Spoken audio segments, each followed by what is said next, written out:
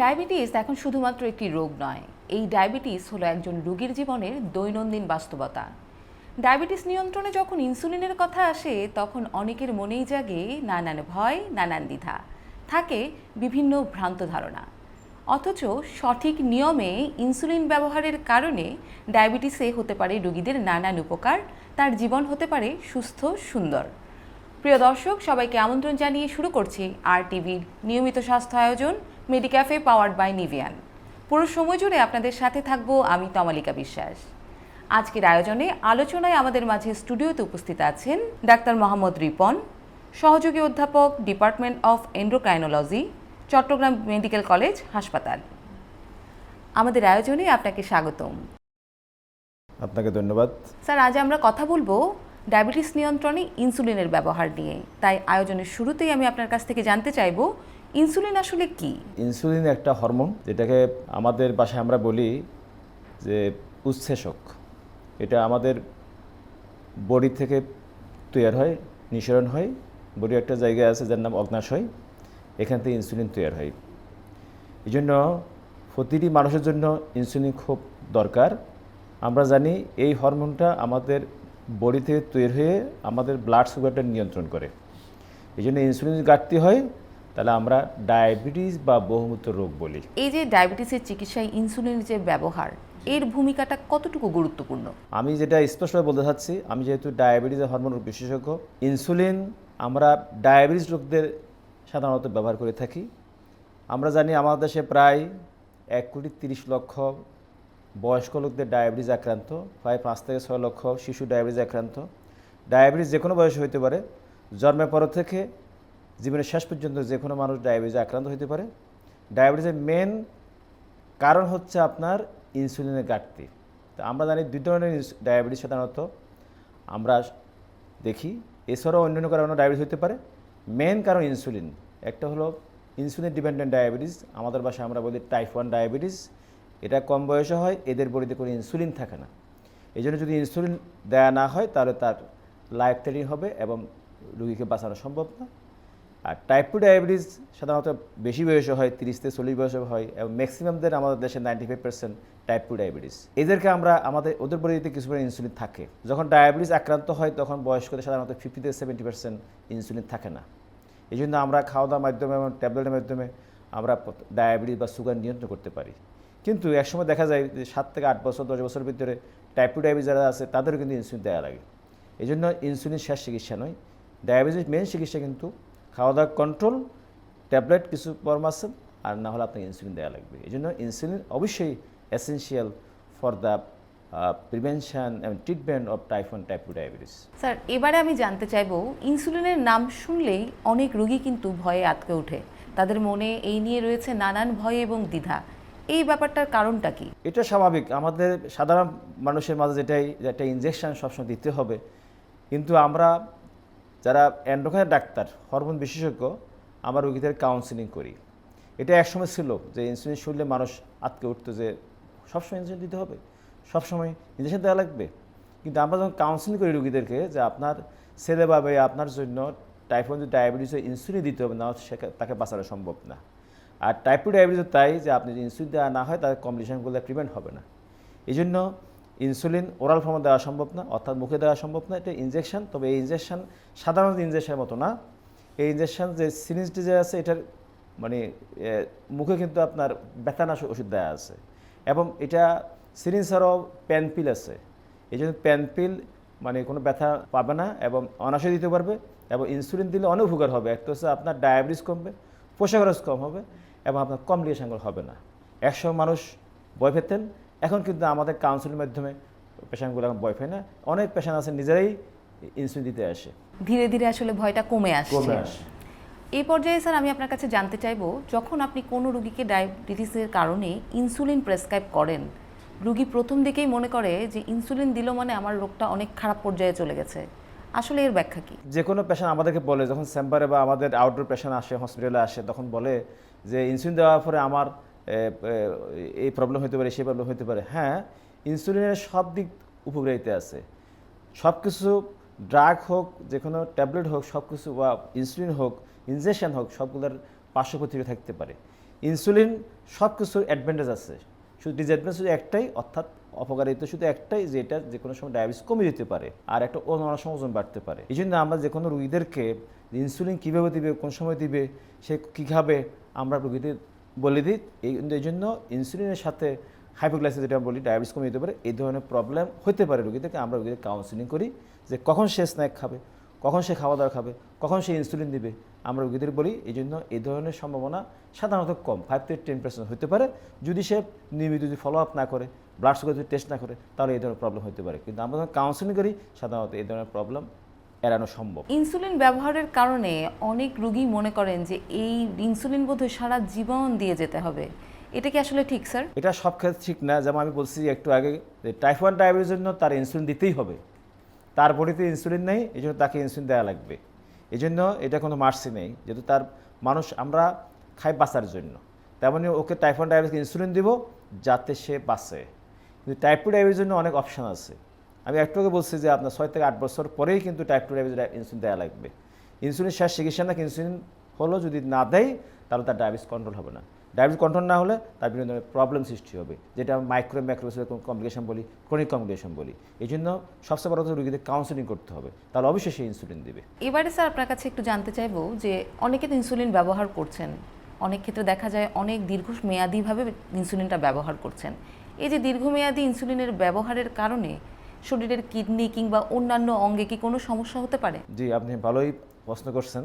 আমি দেশবাসীকে আবার বলতে চাচ্ছি যে আমরা ইনসুলিন দিই ডায়াবেটিস কমানোর জন্য। সুগার অলওয়েজ ক্ষতিকর, এই জন্য সব মানুষের কিন্তু ব্লাড সুগার আছে, সবার ডায়াবেটিস নেই। যদি আমি ইনসুলিন দিয়ে থাকি তাহলে নর্মাল পার্সনের ধরনের ব্লাড সুগার থাকবে, আমরা ওই লেভেলে নিয়ে আসব। তাহলে একটা নর্মাল পার্সনের যদি সুগার না থাকে, প্রেশার না থাকে, তার কোনো ব্রেন স্ট্রোক, হার্ট অ্যাটাক, আপনার জ্বালা পড়া, অথবা আমরা যেটা গ্যাংগ্রিন বা আলসার বলি, এগুলো হবে না। তেমনই যদি আমি ইনসুলিন দিয়ে যদি ডায়াবেটিস স্বাভাবিক রাখতে পারি, তাহলে এই কমপ্লিকেশন হবে না। যেমন আমাদের ডায়াবেটিস জন্য মেন প্রবলেম সৃষ্টি হয় স্ট্রোক, হার্ট অ্যাটাক যেটা আমরা জানি সেটা, এবং পায়ে জ্বালা পড়া, কিডনি প্রবলেম হয়। এই জন্য ডায়াবেটিস যদি বেশি দেয় কিডনি প্রবলেম হবে। এই জন্য ইনসুলিন দিলে ডায়াবেটিস কমবে, তাহলে কিডনি প্রবলেম হবে না। তাহলে আমাদের মানুষের ধারণা এটাই যে ইনসুলিন দিলে কিডনি প্রবলেম ব্যাপার, তা না, বরং ইনসুলিন দিয়ে ডায়াবেটিস স্বাভাবিক থাকলে কিডনি ভালো থাকবে। আমরা যাদেরকে ইনসুলিন দিয়ে থাকি, বিশেষ করে আমার দেশের অধিকাংশ মানুষ তো শিক্ষিত না, বিশেষ করে মহিলাদের ব্যাপারে। এই জন্য বয়স্ক লোকদের প্রবলেম কি, একটা ওরা চোখে দেখতে পারি না, ইনসুলিন মেজারমেন্ট এবং ইনসুলিন দেওয়া কঠিন হয়ে যায়। এই জন্য তাকে হেল্পিং হ্যান্ড লাগবে। বাসায় যারা আছেন ওনাদের যে আত্মীয় স্বজন হোক অথবা ছেলে মেয়ে যারা হোক, এরা যদি আপনার ইনসুলিনটা দেয় তাহলে কোনো প্রবলেম হবে না। এই জন্য ইনসুলিন বাসায় যদি যিনি রুগী যদি দিতে না পারেন, তার ছেলে মেয়ে অথবা নাতি ওরা যদি দেয়, তাও কোনো প্রবলেম হবে না। এই যে ইনসুলিন নেওয়ার যে পদ্ধতিগুলোর কথা আমরা বলছি, এই পদ্ধতিগুলো কি বর্তমানে এমন কোনো সহজ এবং আধুনিক পদ্ধতি আছে যেটা আপনি আমাদের সাথে শেয়ার করতে পারেন? পৃথিবীতে আস্তে আস্তে সায়েন্টিফিক এরাতে আস্তে আস্তে এটা প্রসিড হচ্ছে। এই জন্য সায়েন্টিস্ট যারা আছেন, ডায়াবেটিস যারা আছে, অ্যান্ডোক্রাইন যারা আছেন, চাচ্ছে কীভাবে এটা ওষুধের মাধ্যমে হোক বা ইনসুলিনের মাধ্যমে হোক, কীভাবে রোগীর ডায়াবেটিস কমানো যায়।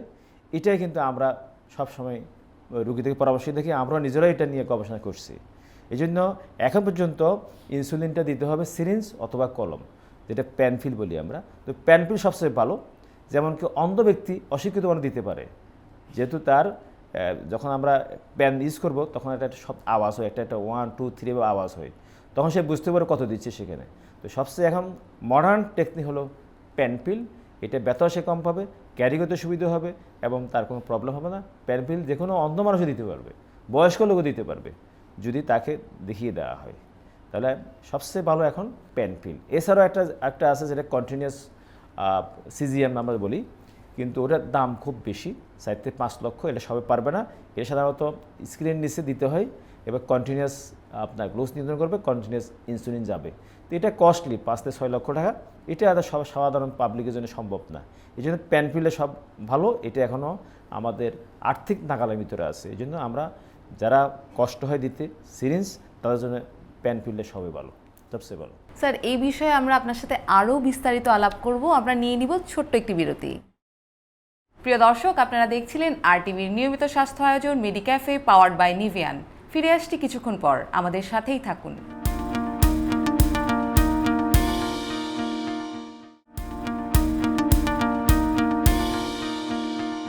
ফিরে এলাম বিরতির পর আপনারা দেখছেন আর টিভির নিয়মিত স্বাস্থ্য আয়োজন মেডিক্যাফে পাওয়ার্ড বাই নিভিয়ান। আজকের আয়োজনে আমাদের সাথে উপস্থিত আছেন ডাক্তার মোহাম্মদ রিপন, সহযোগী অধ্যাপক, department of endocrinology, Chittagong medical college ও হাসপাতাল।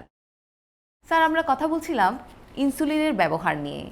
এবারে স্যার আপনার কাছে আমি জানতে চাইব, যেসব রোগীরা ইনসুলিন ব্যবহার করেন তাদের মধ্যে কেউ যখন ভ্রমণ করেন বা কাজে অনেক দূরে থাকেন, সেই সময় ইনসুলিনটা তারা কিভাবে ক্যারি করতে পারে বা ইনসুলিনের যে বিধি সেটা মেনে চলতে পারে? ম্যাক্সিমাম রোগীরা আমাদেরকে চেম্বারে এই ধরনের প্রশ্ন করে থাকেন। তা আপনার মাধ্যমে আমি আবার আমার দেশবাসীকে যে জানাতে চাচ্ছি, সেটা বর্তমান 2026 সালে আমাদের ডায়াবেটিস স্লোগান ছিল diabetes control at work place. Maximum সময় আমরা কাজে থাকি সকাল 8টা থেকে 5টা পর্যন্ত। এখানে আমরা ডায়াবেটিস লিভার নিয়ন্ত্রণ করব।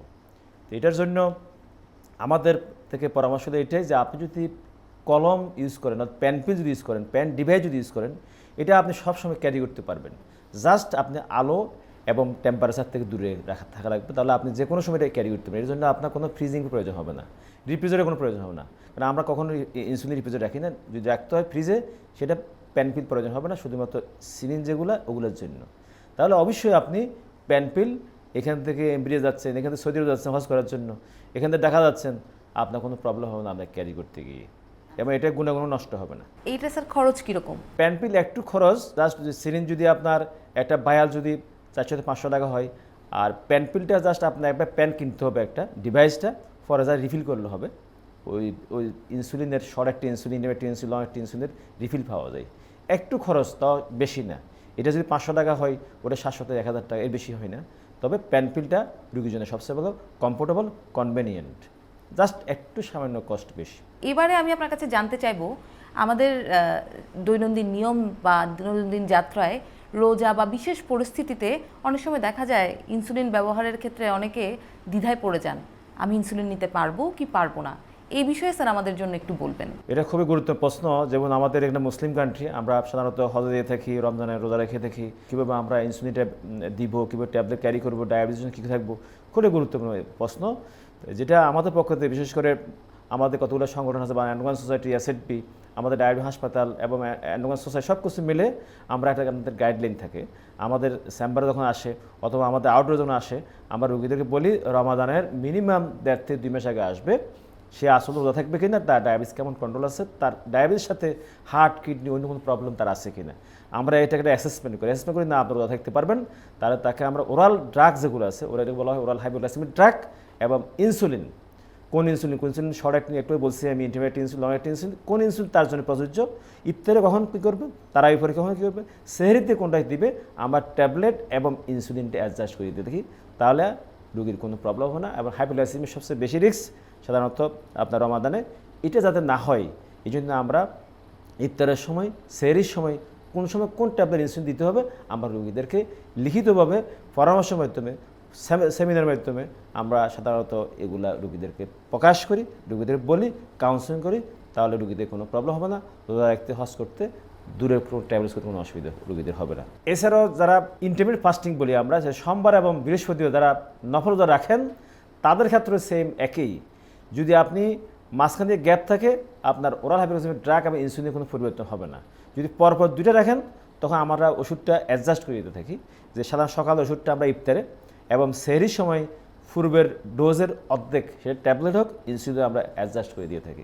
তারপর তার ইন্টারমিডিয়েট ফাস্টিং, সোমবার, বৃহস্পতিবার বা অন্য সময় নফল রোজা 12, 13, 14 তারিখ মাসের কোনো প্রবলেম তার হবে না। স্যার, আপনি অনুষ্ঠানের শুরুতেই বলেছেন হাইপোগ্লাইসেমিয়া নিয়ে, যে ইনসুলিন ব্যবহার করলে এর ভয় কিছুটা বেড়ে যায়। হঠাৎ ধরেন কোনো রোগীর হাইপোগ্লাইসেমিয়া হয়ে গেল, তখন সে তৎক্ষণাৎ কী করতে পারে আমাদের জন্য যদি বলেন। এটা আরেকটা গুরুত্বপূর্ণ ইস্যু। যদি যে আমাদের বাসায় আমরা হাইপোগ্লাইসেমিয়া বা ব্লাড সুগার কমে যাবে বলা হয়, এটাকে আমরা মেডিকেল ইমার্জেন্সি বলি। এটা অ্যাকুইট মেডিকেল ইমার্জেন্সি। যেমন হাইপোগ্লাইসেমিয়া সাধারণত যাদের ডায়াবেটিস নেই, এদের সাধারণত হয় না। যাদের ডায়াবেটিস থাকবে, এরা ট্যাবলেট অথবা ইনসুলিন যদি নেয়, তাদের হাইপোগ্লাইসেমিয়া হতে পারে। তো সবচেয়ে বড় কথা হলো যে আমরা রোগীদেরকে কাউন্সেলিং করি, যে কোন ট্যাবলেটটা খাওয়ার পর হাইপোগ্লাইসেমিয়া হতে পারে, কোন ইনসুলিনটা দেওয়ার পর হাইপোগ্লাইসেমিয়া হতে পারে। এই ইনসুলিনের মেন কমপ্লিকেশন হচ্ছে হাইপোগ্লাইসেমিয়া, এবং এটা সাধারণত 50% মর্টালিটি রেট যদি আপনি ইমিডিয়েট অ্যাকশন না নেন। একটা পেশেন্ট যখন হাইপোগ্লাইসেমিয়া হবে, তার কিছু সিমটম থাকবে। যদি সে খাবার ডিলে করে, আমাদের হাইপোগ্লাইসেমিয়া মেন কারণ ডিলেট মিল, মিসমিল। সাধারণত ইনসুলিন ওভারলোড অথবা ট্যাবলেট ওভারলোডের জন্য সাধারণত কম হয়। একটা পেশেন্ট সকালবেলা ইনসুলিন দিল, 20 মিনিট পরে সে খাবে, হয়তো খাওয়া দাওয়া করে নেই, অথবা বিকজ এক্সারসাইজ করছে, অথবা এমন হতে পারে সকালে ইনসুলিন বা ট্যাবলেট দিয়ে এক্সারসাইজ করতে গেছে। এমন অনেক ঘটনা করছে আমাদের পেশেন্ট রোগীদেরকে। এই জন্য আমরা রোগীদের কাউন্সিলিং করি যে ইনসুলিন দেওয়ার 20 মিনিট অবশ্যই আপনার খেতে হবে, খাওয়া কম খাওয়া যাবে না। আবার বেলা 11টার সময়, বিকেল 5টার সময়, রাত্রে ঘুমানোর সময় কিছু স্ন্যাক্স সে খাবে, তাহলে আমরা ইনসুলিন বা অন্য ট্যাবলেট দেওয়ার পরে হাইপোগ্লাইসেমিয়া হবে না। এই ধরনের কোনো সিমটম যদি থাকে, যেমন পালপিটেশন হবে, সুইটিং হবে, মাথা ঘুরাবে, অজ্ঞান হতে পারে, এই জন্য আমরা যদি দূরবর্তী কোনো এলাকা থাকে অথবা যেখানে হোক না কেন, আমরা রোগীদের বলি ইমিডিয়েট বাসায় যেটা থাকবে, সেটা শরবত হোক, গ্লুকোজ হোক, যে কোনো কার্বোহাইড্রেট খাবার হোক, অথবা আপনার মধু হোক, যেটা হোক আপনাকে ইমিডিয়েট খেতে হবে।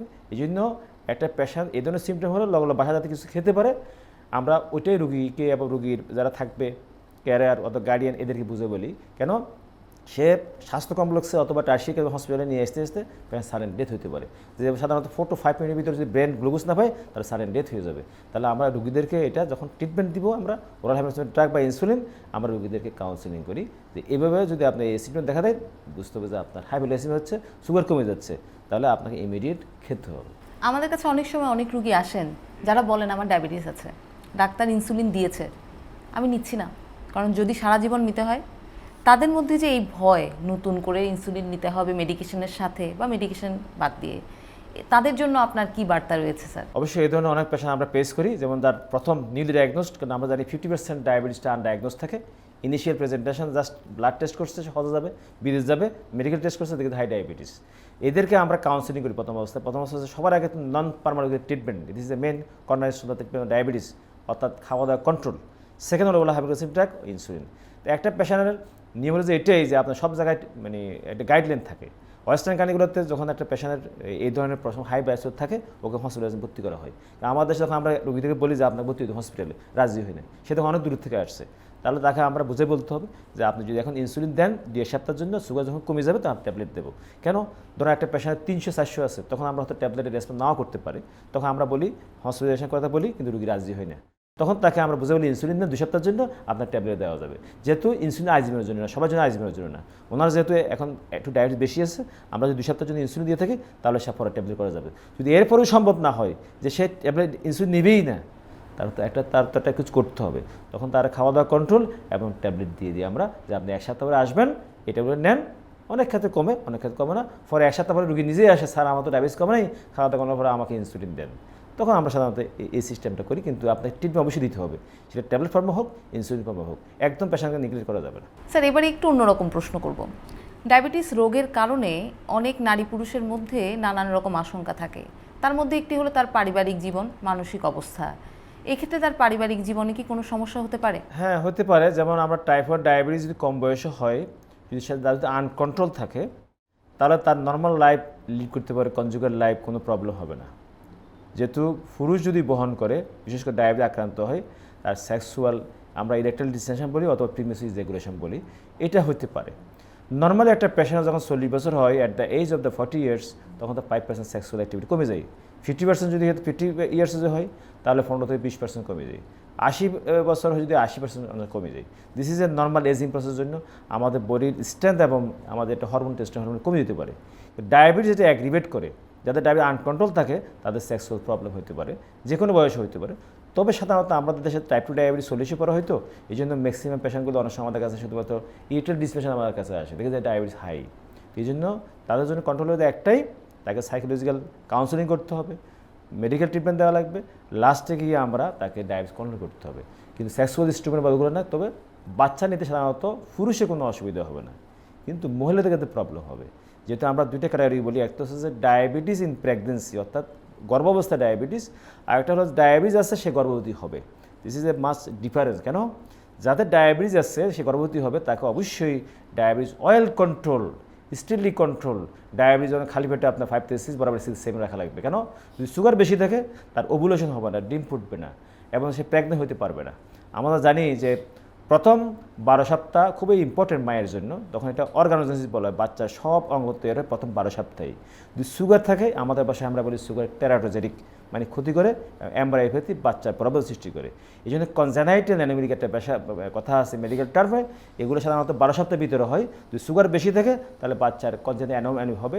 একটা হচ্ছে অথবা তার মাথা প্রমোশন হবে না, হাড়ে ছিদ্র হতে পারে, তার যে কিডনি প্রবলেম হতে পারে, এটা কনজেনাইটাল অ্যানিমিলি হয়। এই জন্য কনজেনাইটাল অ্যানিমিলি একটা বাচ্চা আমাদের জন্য সমাজের জন্য বার্ডেন। এই জন্য আমরা যাদের ডায়াবেটিস আছে তাতে অয়েল কন্ট্রোল করার পরে তা বলে যে আপনি প্রেগনেন্ট হতে পারবেন, সেক্ষেত্রে অবশ্যই পেশেন্টকে ইনসুলিন দিতে হবে। স্যার, আজকের আলোচনায় ইনসুলিনের মাধ্যমে যে ডায়াবেটিস রোগী একজন সাধারণ এবং স্বাভাবিক জীবনযাপন করতে পারে তা কিন্তু আমরা ভালোই বুঝতে পারলাম। এই জন্য আপনাকে অনেক অনেক ধন্যবাদ। জি, আপনাকেও ধন্যবাদ। প্রিয় দর্শক, আপনারা দেখছিলেন RTVর নিয়মিত স্বাস্থ্য আয়োজন মেডিক্যাফে পাওয়ার্ড বাই নিভিয়ান। আজকের মতো এখানেই বিদায় নেব। দেখা হবে আগামী পর্বে। সেই পর্যন্ত সবাই ভালো থাকুন, সুস্থ থাকুন, নিরাপদে থাকুন, RTVর সাথেই থাকুন।